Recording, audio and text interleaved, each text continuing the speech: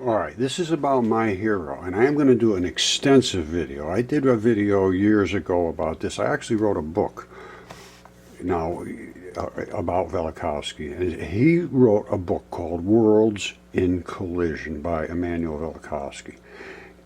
I wrote Minds in Collision. Alright, listen to this.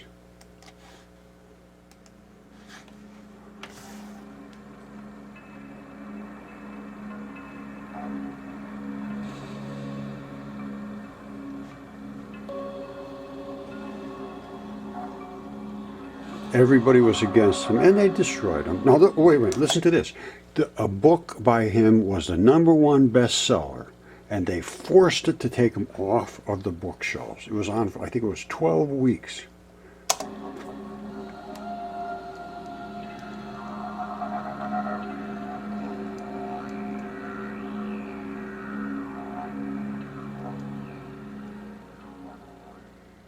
Publisher's preface. Worlds in Collision is a All right, I don't like these kind of voices, but it's extraordinary books, not only by its contents, but the response it received. They destroyed him. Everybody went against him, and he was right in every single thing he said, because he talked about Venus being a very recent planet. And these documents were recorded, all these historical events were recorded by the people that were there, written down, and he read them. He didn't go off of the internet and say, oh, this guy said this and this guy said that. He went and found the texts. And I'm going to show every bit of this, because they have, there's some, well, hold on.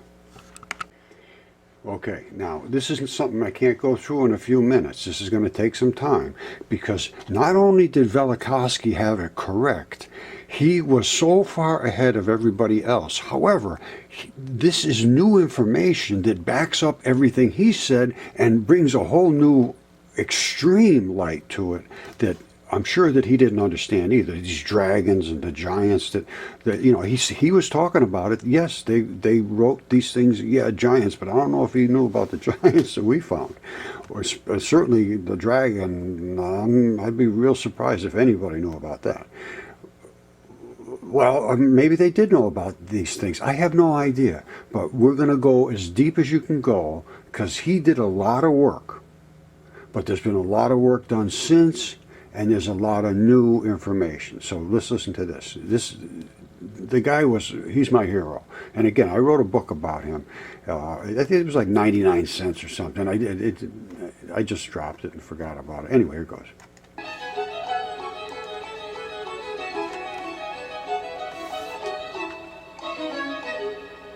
The catastrophes described in ancient sources were traumatic experiences common to all mankind. Purged from conscious memory, these records are now interpreted as allegories, metaphors, and the trauma has been submerged in the unconscious. Velikovsky calls this collective amnesia.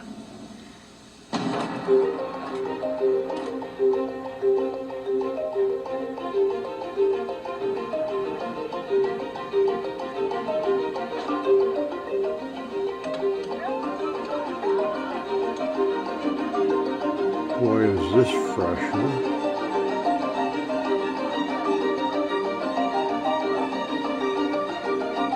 This goes back to 1972, I believe. Hello, I'm Mark Starovich. On this edition of Documentary CBC, a theory about our solar system that sent a scholar on a collision course with mainstream science. It can be thought of as a sort of billiard shot in the heavens. Less than 4,000 years ago, Venus jumps out of its orbit, past Earth, knocks Mars out of its orbit, and causes general chaos. Did it happen? Dr. Emanuel Velikovsky thought so, based on various ancient texts. In the 1950s, he was considered a kook. But since then, some of his predictions have turned out to be true. 100%. He had 60 predictions that were contrary to everybody else. 100% were correct. Venus spins backwards There's called a right-hand rule. Everything spins to the right. Venus spins backwards. And Velikovsky somehow understood that the spin backwards would create extreme amounts of excessive energy. And it did. Because Venus is like 600 degrees, something like that. And that's what he said. And Einstein thought, oh, no, the guy's insane. Well, he was right about everything. All right, I'm not going to go through this right now because we are going to go in deep detail. But I'm going to tell you something. This is going to be the most exciting chapter of your life if you stick through and watch this. Because this, we are going to go into reality, my friends. No longer are we going to hide out from the truth. It's been too long. This was 50 years ago. Look, CBC 1972. All right, we're going to close this case and have everybody be able to speak about reality without being destroyed, like Velikovsky and like my work. All right, so that's how we're going to handle this. Okay, my good friends, you are in for the treat of your life. Emanuel Velikovsky was the greatest scientific hero of the 20th century. All right? They destroyed him just like they do every other scientific hero.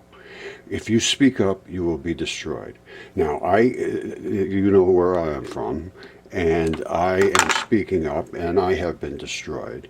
And I wrote a book about Velikovsky, because he was destroyed for telling the truth.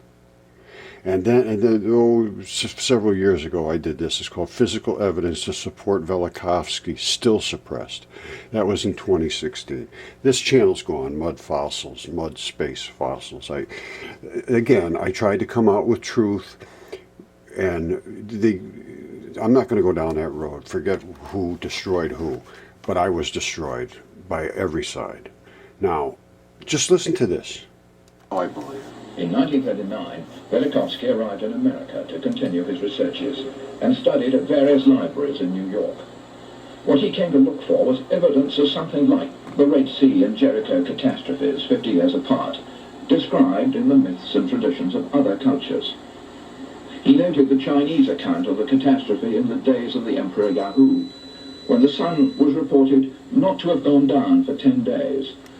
The sun didn't go down for 10 days. Now listen to this. The waters overtopped the great heights, reaching the heavens with their floods.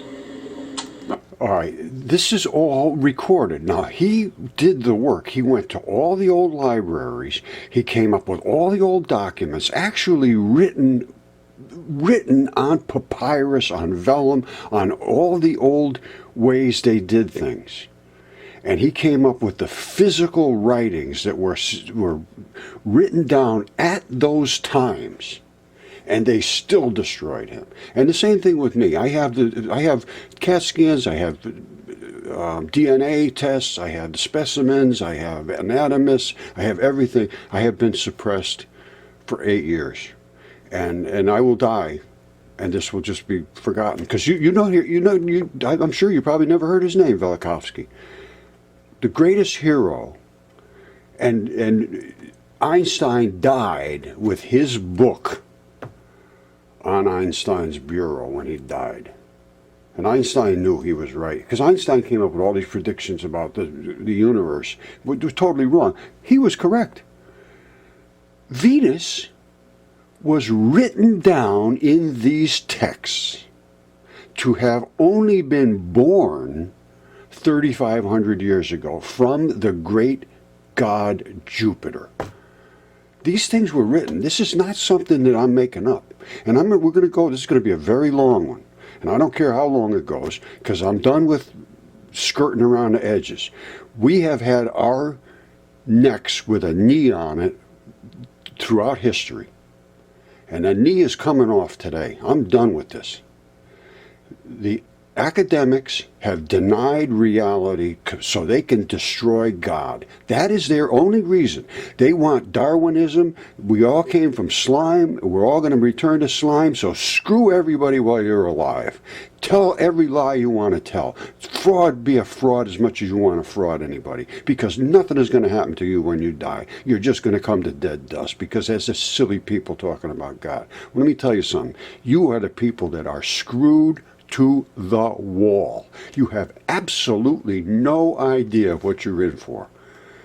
But I'm going to tell you what you're in for, because it was written. All right, now don't forget, this is all brand new. I had no idea about the fish and the dragon. I don't even think I knew about Atlantis back then.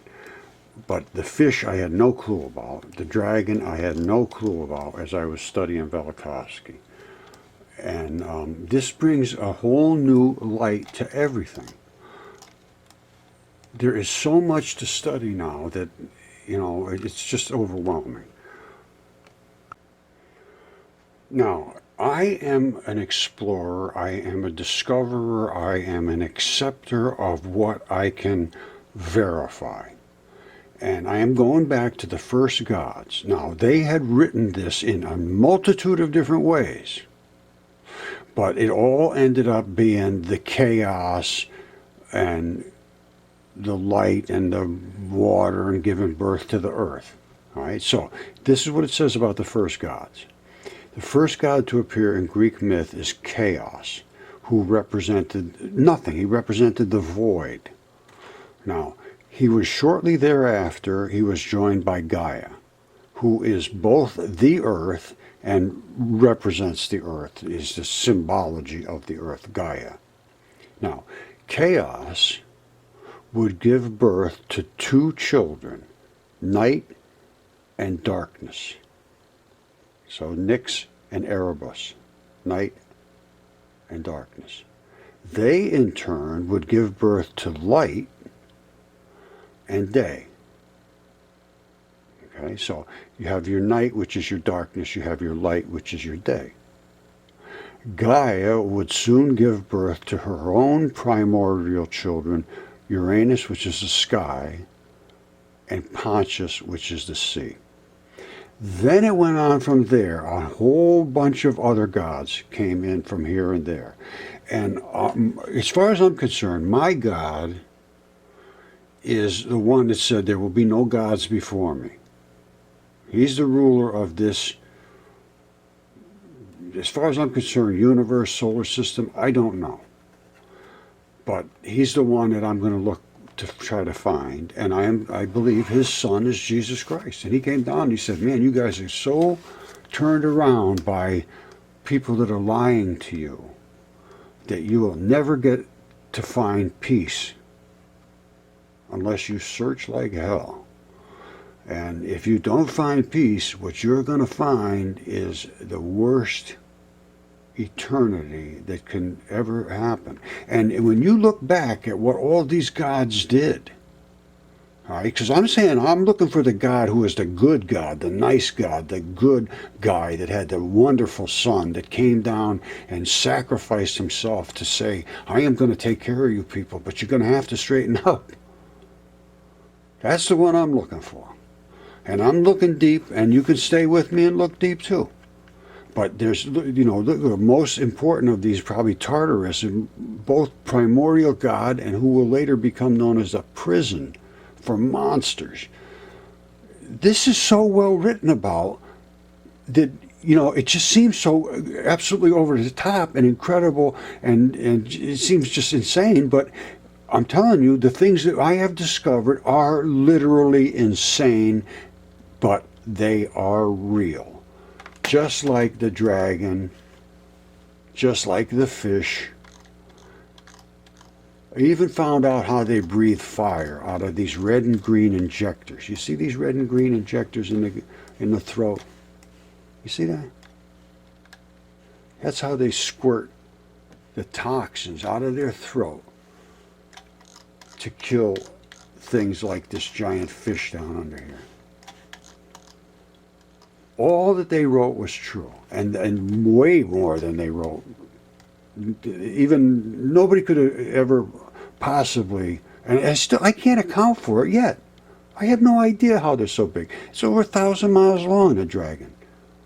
I have no idea, but it was written in the Bible that he would kill the dragon who lives in the sea with his great and mighty sword. And I'm telling you right now, that thing's been cut right there with a great and mighty sword, right through the neck. All right? And it bled right out here in the desert, and now it's all effluents are running off. So if you think this is silly, and you think that just by avoiding and not thinking about it, you're going to be okay, well, all I can say is good luck. All right, listen to this. This is reality denied. Have been made deep within cave systems within Ecuador, which some believe were originally man-made. A discovery that, although now concealed from the world, was photographed, studied, and documented, thanks to the array of artifacts which had been amassed by an individual known as Father Crespi. An entire, seemingly alien metallic library, complete with hundreds of sheets of gold, platinum, and other precious metals, hammered out to reveal an astonishing, unknown language, clearly left by a people of tremendous capabilities. The caves in which this find is claimed to have been made is known as Cueva de los Teos, and although such discovery is denied by the Ecuadorian authorities, the Ecuadorian and, interestingly, United Kingdom's governments funded an extensive search of the cave systems soon after the claims became public.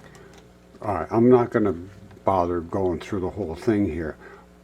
However, I am going to, you saw what you saw. Once it's hidden and taken away from public view, what are you going to do? However, Velikovsky, who is my hero, everybody has a hero, that is my hero. He stood up against everybody. And they destroyed him, which they destroy everybody, but he stood up. And I am going to do an extensive video on everything that he presented, because he presented stuff that he went through all of the old archives. He went through the museums, all of where they had all of these documents and libraries and, religious places, and he read the texts that were written at the time the events happened, and they back up everything that was written in these ancient texts and stories that we laughed at and considered myths and just, hyperbole and silly people, just out to excite everybody. I don't know what they thought, but they thought wrong.